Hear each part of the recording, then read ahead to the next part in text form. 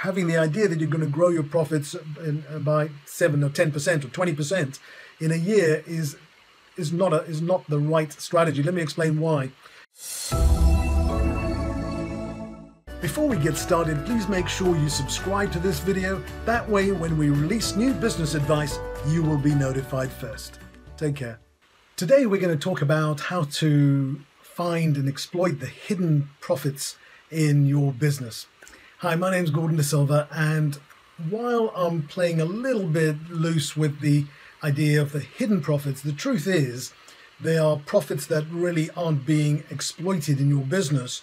And every business has them, mine included, Amazon included, which is why they keep finding new ways of helping you and give you more value to take more money off you. And if they didn't do that, then they would still be the Amazon that they were 10 years ago. And they certainly are not the Amazon they were 30 years ago or 10 years ago. It didn't exist 30 years ago, I don't think. So let's talk a little bit about that. I talk about mining it. You know, I went to the recycling center a couple of days ago, and the missus wanted some compost to help our plants grow even better. And so I took some buckets, and I took my shovel, and I took some bags and stuff, and I went, and there's this huge area which is just piled full of compost that they recycle. They pick up our garden waste, they recycle it, make it compost, and give it back to us, which is really a nice service. So I was in there shoveling the stuff, and I was buckets full, and I came and I emptied it into the area she was going to plant, and it's just going to give us such beautiful plants and shrubs this winter. So when you mine stuff, you don't get immediate benefit necessarily. Even diamonds, for example, you know, you mine it, and then you've got to clean it up, you've got to polish it, you've got to cut it, and at the end of that, you then got to wholesale it, then retail it. The cost, the price of a diamond raw from the ground is certainly not the cost you'd pay at Tiffany's, for example. We understand that, but there is a process in between. There is a lag in between. Make sense?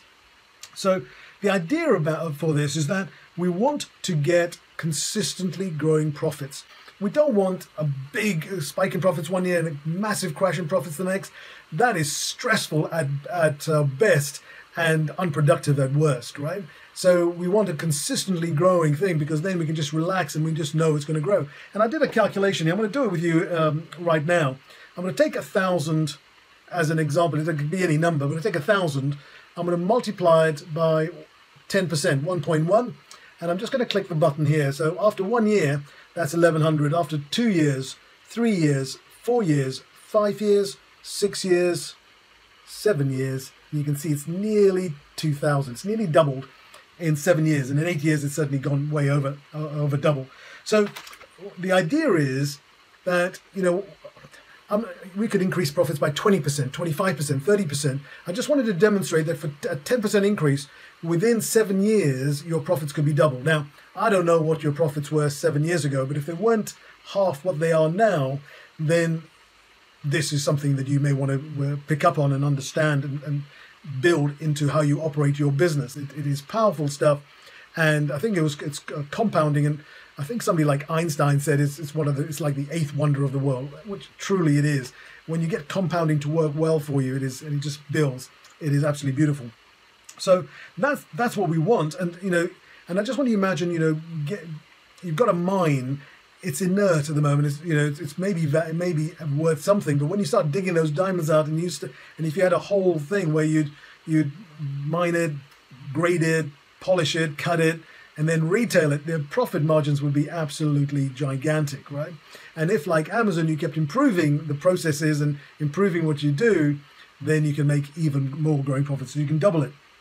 So to give you an example of something in real life that happened to me, is when I first started my business, I was closing business, because when I was starting business as an accountant 40 years ago, it was reasonably easy for me to pick up clients, because I had a way of explaining the complex and making it simple. I've always had that skill of taking complex issues and making them relatively straightforward, and clients like that.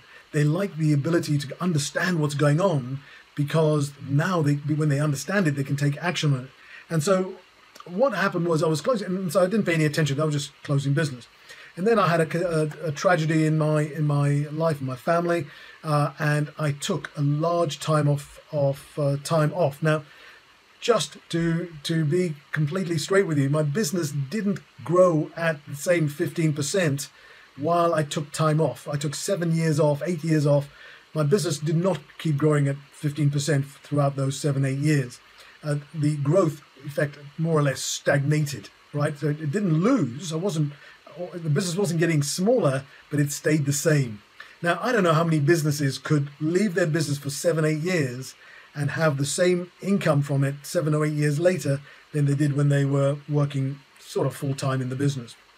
In fact, at that time, if you know my story, I was working from 7 days and went down to 4 days, and then went down to virtually half a day because I had a tragedy in my life, and then gradually I've started building up to half a day a week now, because I really enjoy my time learning and helping clients in that time. But other times I'm still aware of what's going on. I'm always learning new things, and that's how I spend my time doing these things. And so what I found when I came back and I started getting new clients, I wasn't converting as many. The market was more crowded. The internet had dirtied the water. It made it more noisy. It seemed that every accountant was trying to undercut everyone else. And so all of a sudden I was faced with not being able to charge a fair price for the quality of work I was doing, the quality of advice I was giving. And I had to do something about it. So what I did was I went and got trained. I focused on that conversion rate specifically as a KPI, key performance indicator, key predictive indicator, in fact. And I got trained on it, and I then started getting better and better and better. My conversion started improving from that point on. And now they're reasonably good. But it took a bit of time. It didn't just happen because I wanted it. And this is what I sort of get frustrated about with people who claim they're going to double your income tomorrow.